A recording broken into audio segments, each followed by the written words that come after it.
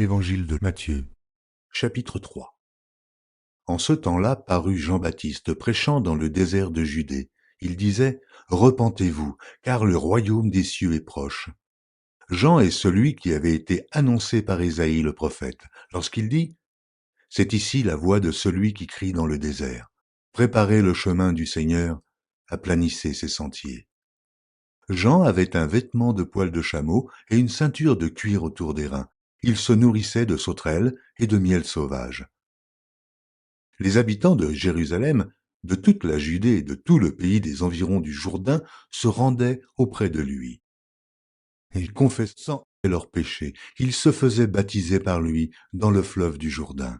Mais, voyant venir à son baptême beaucoup de pharisiens et de sadducéens, il leur dit, « Race de vipères, qui vous a appris à fuir la colère à venir? Produisez donc du fruit digne de la repentance, et ne prétendez pas dire en vous-même, nous avons Abraham pour père, car je vous déclare que de ces pierres-ci, Dieu peut susciter des enfants à Abraham.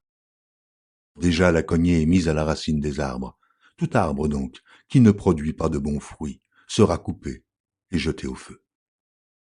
Moi je vous baptise d'eau, pour vous amener à la repentance. Mais celui qui vient après moi est plus puissant que moi, et je ne suis pas digne de porter ses souliers.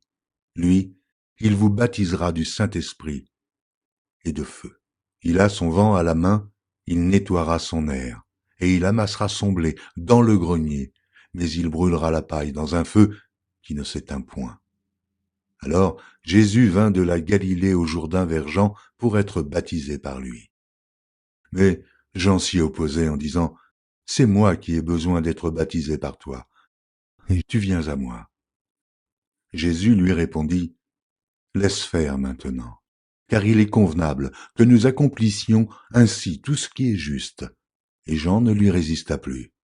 Dès que Jésus eut été baptisé, il sortit de l'eau, et voici, les cieux s'ouvrirent, et il vit l'Esprit de Dieu descendre comme une colombe et venir sur lui. Et voici, une voix fit entendre des cieux ces paroles, « Celui-ci est mon Fils bien-aimé, en qui j'ai mis toute mon affection. »